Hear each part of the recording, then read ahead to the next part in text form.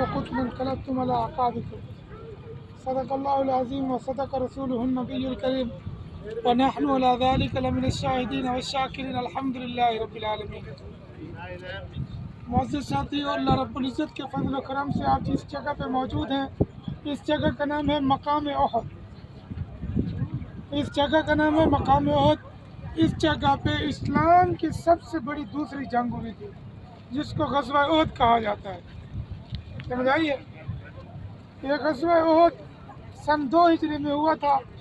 حضور اکرم صلی اللہ علیہ وسلم جب مکہ سے ہجرت کر کے مدینہ کی طرف آئے تھے تو پہلے مکہ اور مدینہ یہ الگ الگ ریاستیں نہیں ہوا کرتی تھی۔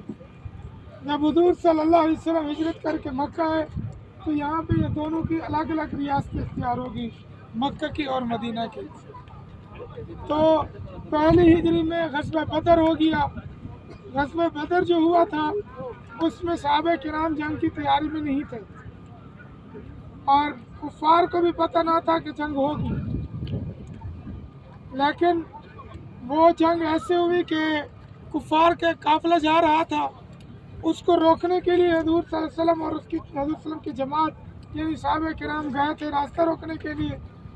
تو پھر کفار کو بھی پتہ چلا تو وہ واپس آ کے وہاں پہ غزوہ ہوا تھا۔ تو اس غزوے میں مسلمانوں کو زبردست فتح حاصل ہوئی تھی۔ اللہ تعالیٰ نے آسمانوں سے فرشتوں کا نزول کیا تھا۔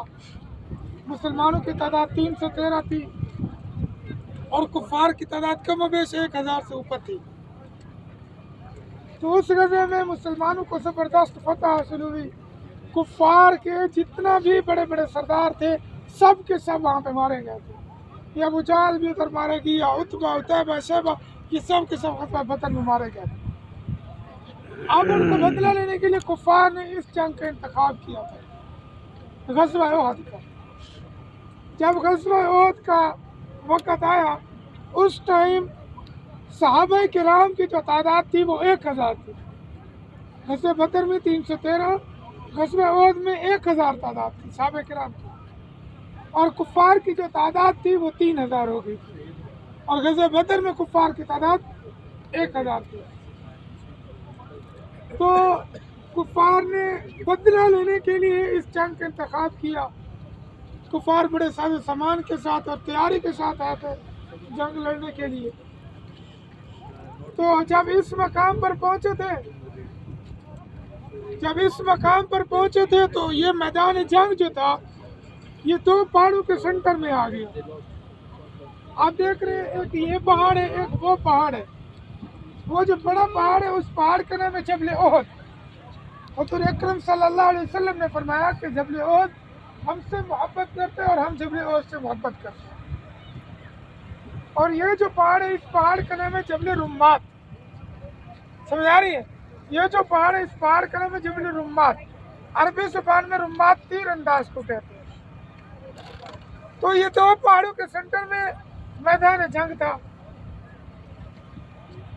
اب جب حضور صلی اللہ علیہ وسلم نے جنگ کی تیاری لی، یعنی جنگی لباس پہنا، تو مسلمانوں کی جماعت میں منافقین تھے، وہ راستے سے پیچھے ہٹ گئے۔ عبداللہ بن ابی منافق تھا، اس کے ساتھی تھے 300 یا 350 تھے جو راستے سے واپس چلے گئے۔ باقی مسلمانوں کی تعداد بچی 650 یا 700، کفار کی تعداد 3000 تھی۔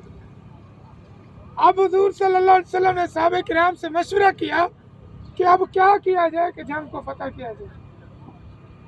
تو صحابہ کرام نے مشورہ دیا کہ یہ جو جبل رمات ہے اس پہاڑی کے اوپر سے کفار حملہ کر سکتے ہیں، یہ چھوٹی پہاڑی ہے، اور جو جبل احد ہے اس سائڈ سے کفار کا آنا کوئی ممکن نہیں ہے۔ لہٰذا ایسا کرتے ہیں، کچھ صحابہ کرام منتخب کرتے ہیں جو تیر انداز ہیں ان کو اس پہاڑی پر بٹھا دیتے ہیں۔ تو اس مشورے پر عمل ہوا۔ حضور اکرم صلی اللہ علیہ وسلم نے 50 صحابہ کرام کو چنا، انتخاب کیا جو صحابہ کرام تیر انداز تھے۔ حضور صلی اللہ علیہ وسلم نے ان کو فرمایا کہ آپ نے اس پہاڑی پر بیٹھنا ہے، اگر یہاں سے مشرکین حملہ کرنا چاہیں تو آپ نے ان کے ساتھ تیروں کے ساتھ لڑائی بھی کرنی ہے اور ہمیں بھی بتانا ہے، کیونکہ اس ٹائم جو پھینکا جانے والا آلہ تھا وہ صرف اور صرف تیر ہوا کرتے تھے۔ آج کل تو پتہ نہیں کیا کیا کلاسن کو گولے وغیرہ اس ٹائم صرف تیر ہوا کرتے تھے. تو حضور صلی اللہ علیہ وسلم نے فرمایا آپ نے ان کے ساتھ لڑائی بھی کرنی ہے تیر کے